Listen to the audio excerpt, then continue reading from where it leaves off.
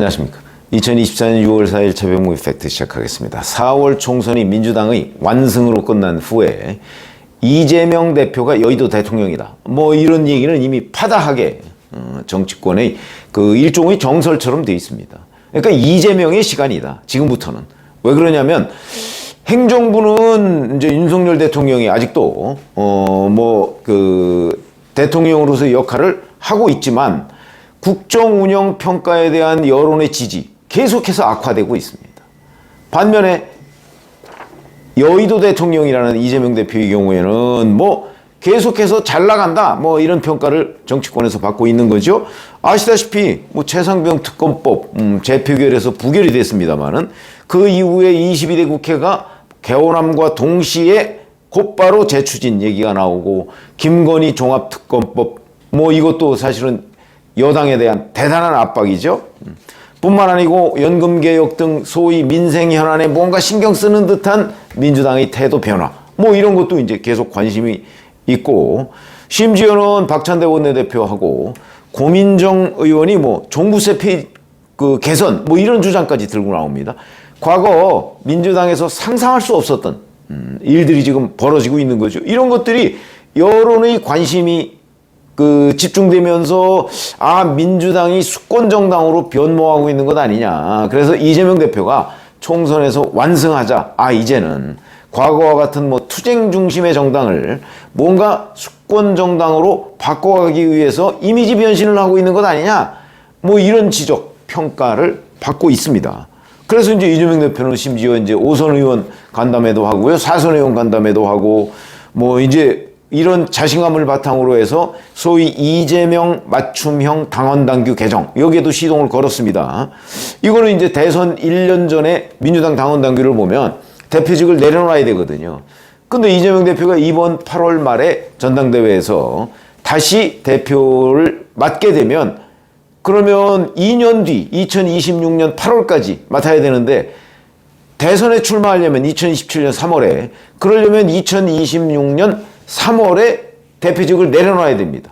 그러면 6월 지방선거 공천권을 행사하지 못하죠. 아마 이런 부분을 이제 자기 마음대로 민주당을 지금 주무르기 위해서 예외를 두는 어떤 당원당규 또는 1년 앞두고 그만둬야 된다는 걸 뭐 6개월 앞으로 바꾼다든가 뭐 이렇게 해서 여하튼 이재명 대표가 이 당을 끝까지 지방선거 공천권도 행사하고 대선에 출마하고 이런 모든 걸 이재명 대표 중심으로 바꾼다. 그래서 이재명 맞춤형 뭐 이런 것들이 이제 여론의 좋지 않은 영향을 미칠 것이다. 뭐 이런 분석이 있지만 이재명 대표는 아랑곳하지 않고 그 부분을 그냥 밀어붙이고 있다. 이거는 바로 공공연한 여의도 대통령의 모습이다. 우리가 이렇게 얘기를 할 수가 있겠죠. 자, 그러면서 이 모든 걸 실행해 나가면서 이재명 대표와 민주당은 늘 총선 민심 얘기를 하고 있습니다. 이게 바로 총선 민심이다. 견강부에도 이런 견강부회가 없죠. 그러나 총선에서 워낙 압승을 했기 때문에 그 부분에 관해서 또 이의를 제기하기도 쉽지 않은 상황이다. 이런 거죠. 그래서 뭐 최근에는 걸핏하면 말끝마다 탄핵입니다. 자, 민심이 도대체 어떻길래 총선 민심이. 아니 민주당이 총선 때 무슨 뭐 종부세 뭐 아니면 뭐 김건희 특검법 뭐 이런 거 내걸고서 총선 승리한 거 아닙니다. 지금 의석수로는 175대 108.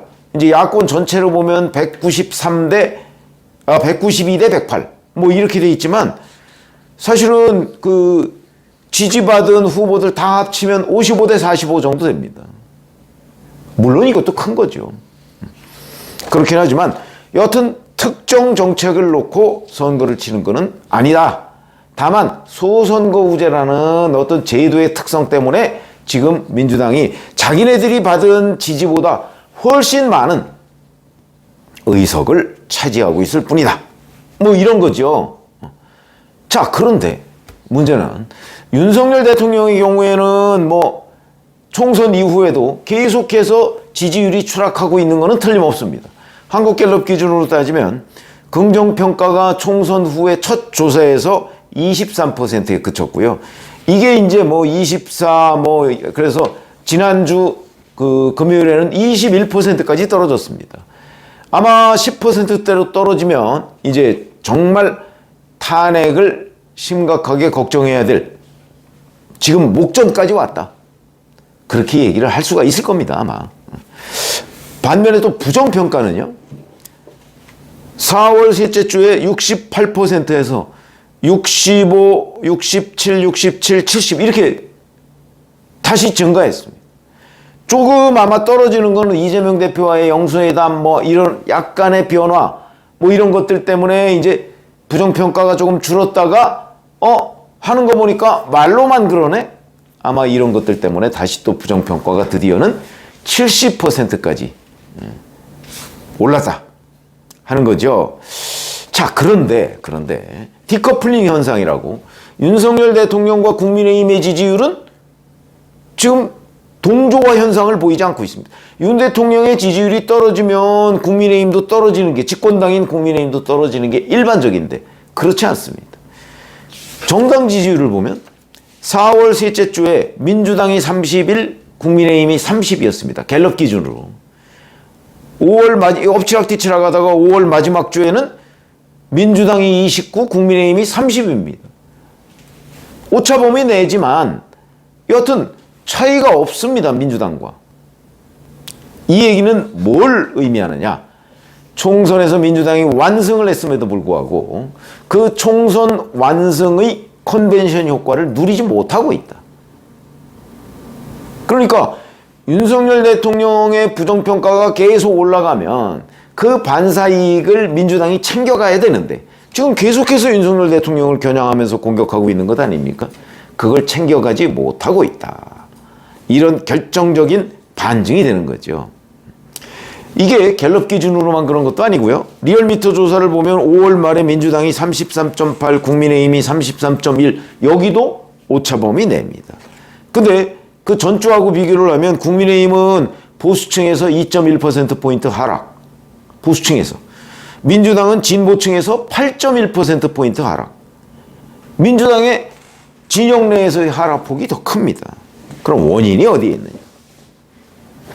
민주당이 왜 윤석열 대통령의 지지율 하락의 반사이익을 챙겨가지 못할까? 우선 갤럽 기준으로 보면 4월 셋째 주에 18%인 무당층이 5월 마지막 주에는 22%로 늘었습니다. 왜냐하면 총선이 끝나면 또 총선이 어느 하나의 완승으로 끝나면 그 완승한 정당의 중도층이 상당히 옮겨갔기 때문에 완승을 한 거죠. 그게 당분간은 빠지지 않습니다. 그냥 거기에 머물러 있는 게 일반적인 현상입니다. 근데 이번에 그 중도층이라는 사람들은 총선 때 민주당에 대거 몰려갔다가 민주당 후보들을 찍었다가 총선이 끝나자마자 대거 철수했다. 그 이유가 뭐냐? 자, 우선 그 이후에 국회의장 경선, 후보 경선 민주당에서 여기에서 이제 뭐 추미애 당선인이 우원식 당선인한테 패했죠. 뭐 이런 것 때문에 진보층이 이제 화가 나서 강성 지지층이 좀 빠진 것 아니냐 이런 분석도 있을 수 있고요. 그거보다는 저는 어느 쪽에 오히려 비중을 두고 있냐면 민주당이 너무 총선 후에 오만하다. 말끝마다 탄핵. 아니 옛날에는요. 대통령 탄핵이라는 거는 금기어입니다. 왜냐면 윤석열 대통령 2022년 3월이면 지금으로부터 불과 2년 전, 2년여 전에 국민이 선택한 대통령입니다.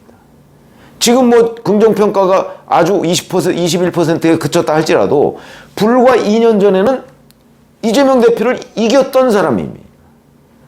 그런 사람을 그리고 그때 임기 5년인 건 몰랐던 사람이 있습니까? 다 압니다. 그런데 그 사람을 지금 탄핵이라는 건 끌어내리자는 거 아닙니까? 걸핏하면 탄핵 얘기 나오고 뭐 끌어내리자 뭐 이런 얘기가 나옵니다. 자, 정말 저는 이제 윤석열 대통령을 탄핵하자에 우리 국민들이 몇 %나 동의할까요?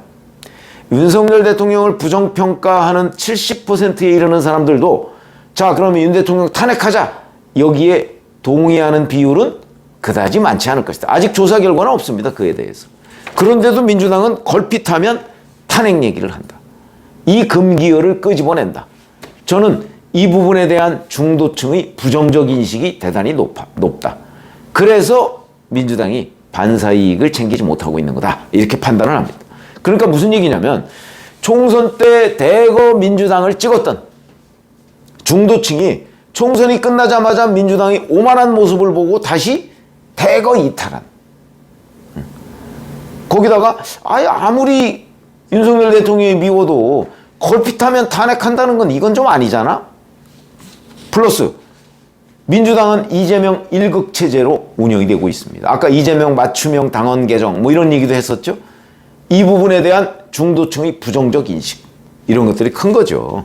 그래서 결국은 총선 후의 상황을 보면 민주당에서 중도층이 대거 이탈하고 양당의 지지층은 여전히 견고한데 그러면 총선 때 왜 저런 압도적인 결과가 나왔느냐? 그거는 결국 중도층의 일부가 민주당 손을 들어줬던 결과다.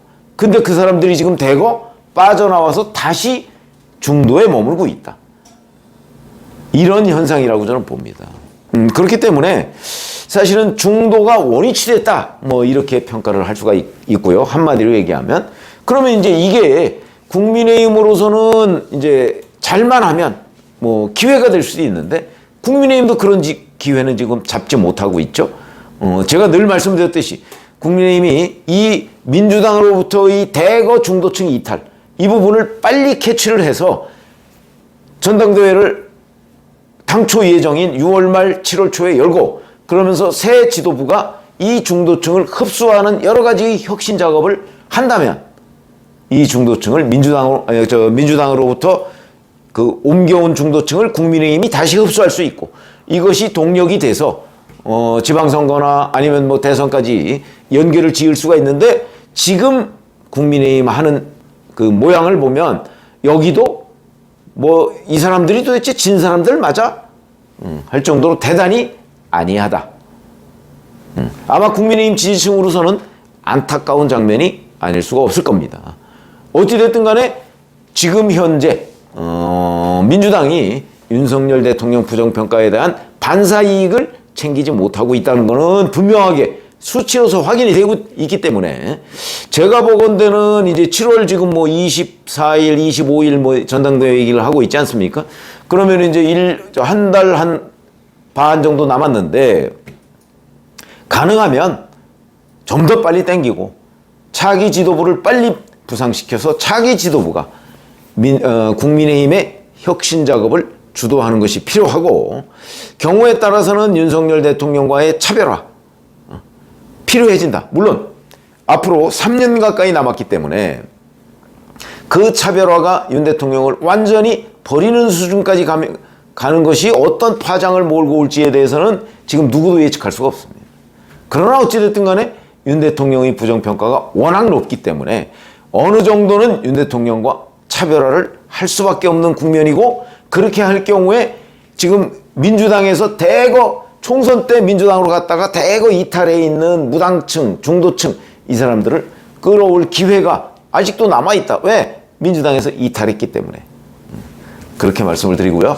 지금 민주당이 윤 대통령에 대한 부정평가의 반사이익을 챙기지 못하고 있다는 이 현상, 이 부분은 대단히 중요한 정치권의 관전 포인트가 될 것이다.